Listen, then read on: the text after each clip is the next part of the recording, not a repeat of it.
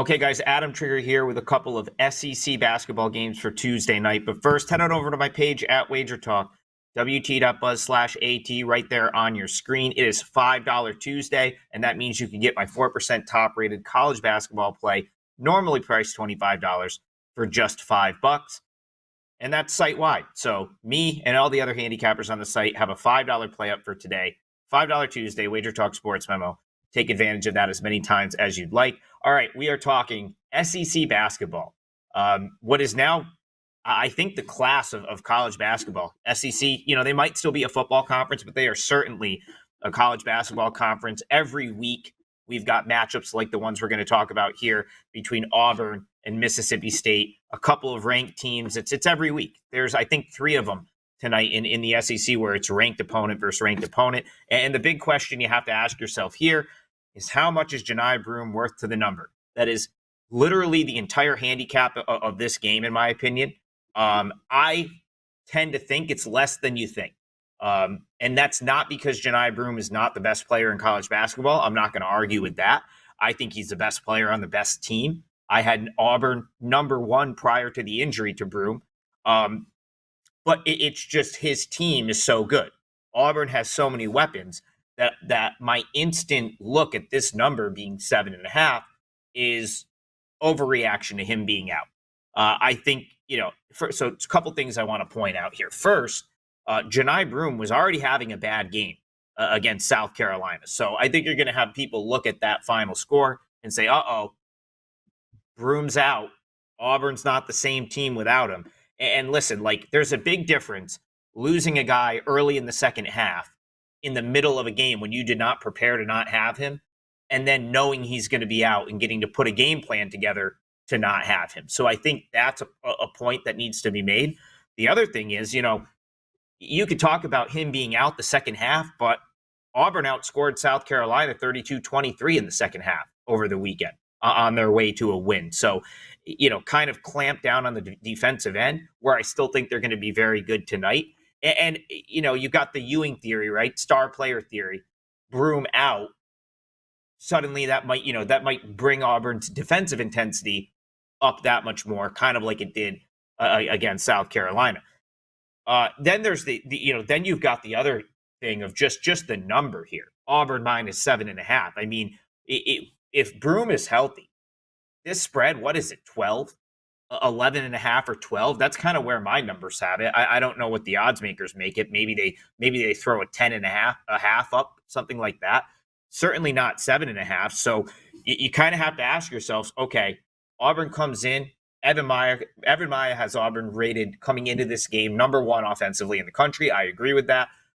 Number 12 defense. A lot of these metrics have them top 10 defensively. Does Broome hurt that? Yeah, probably a little bit, but not to the extent where Auburn's not still one of the best teams in the country, in my opinion. Mississippi State's a very good team in their own respect, but I look at their game over the weekend, gave up 95 to a Kentucky team that's also very good, but I think right now I probably rate Auburn and Kentucky. Auburn, no Broome, is still, in my opinion, I rate them higher than Kentucky. And then you just start to do some simple math. Take Broome. Look at the players on both sides. Take Broome out. I still have Auburn a slight favorite. Okay? I'm almost always going to give Auburn 4 to 5 points for home court. So if you're just looking at betting the side here, there's zero value, in my opinion, in betting Mississippi State at plus 7.5, even if you think Broome out matters that much, because this is overbaked into the number. You're not getting ahead of any injury info. Everyone knows this. The whole world saw him get hurt on Saturday. The whole world knows he's out here. So the line value is with Auburn. Auburn is at home here, so I'm going to give them full marks for home court.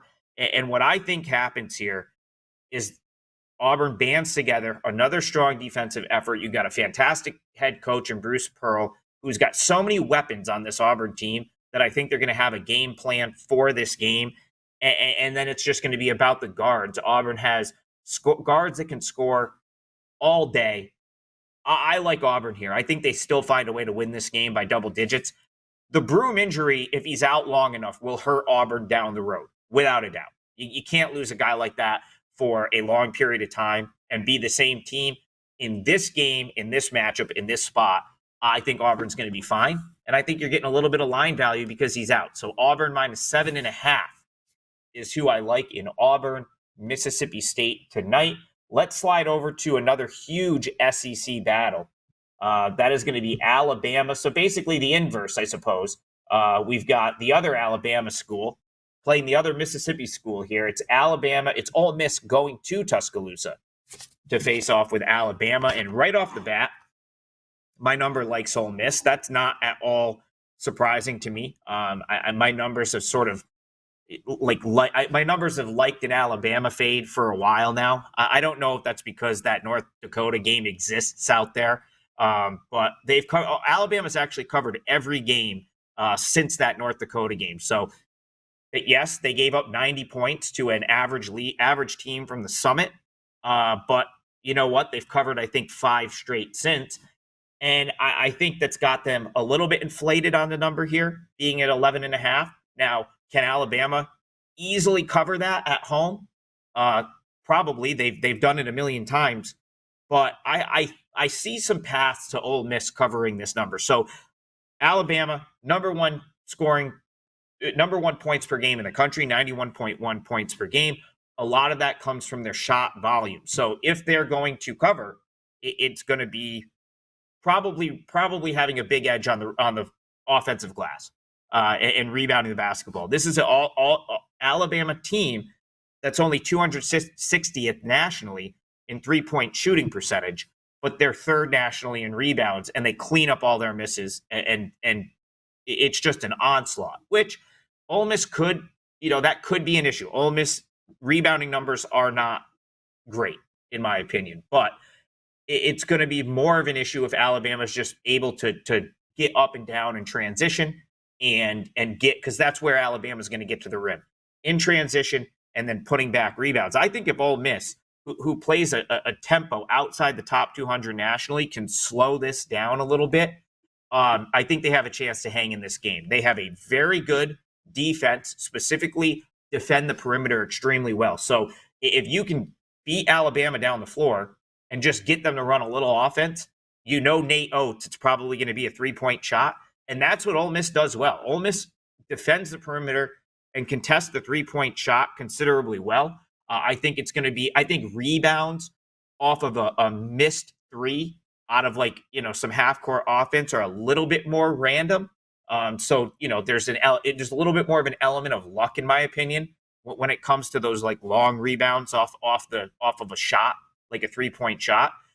So I think that's Ole Miss's way to stay in this game. The other thing Ole Miss does well is force turnovers. If Ole Miss forces a turnover, they can choose to run, but they can also slow the game down as well.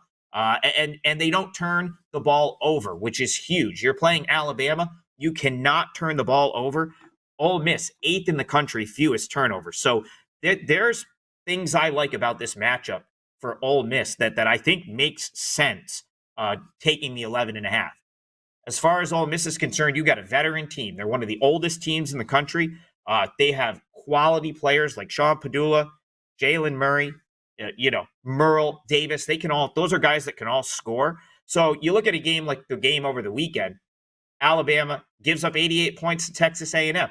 Now they win and cover because they score 94. I could see a game that plays out somewhat similar, where Alabama maybe has a lead but can't stretch that lead to 10 or 15. Maybe it's 6 or 8 or 9, but not 10 or 15. If the threes are falling, Ole Miss is in trouble. If they get slaughtered on the glass here and they're just allowing Alabama to get totally out in transition and get layups, and if they miss the layup, a putback dunk, they're in trouble. But this is a veteran team. It's a well-coached team by Chris Beard. They have a fantastic defense, and I think their defense sets up to defend Alabama better than most teams, right? Better than most teams Alabama has played to be able to handle what Alabama wants to do. So I like Ole Miss plus the points here. I thought that 11.5 was higher than it should be. I make the number here in the 8.5, 9 range. So pretty strong lean here for me on the Rebs plus 11.5. If this one does make my client card, make sure you're following me on Twitter at Top Flight at Adam Trigger WT on Twitter. You see it right there on your screen because I will release this one for free if I do decide to add this to my client card. To get my 4% top rated play for just $5, head on over to wagertalk.com, wt.buzz/AT, just $5 for that top rated play. We'll see you guys tomorrow. Cash all your tickets, and good luck tonight.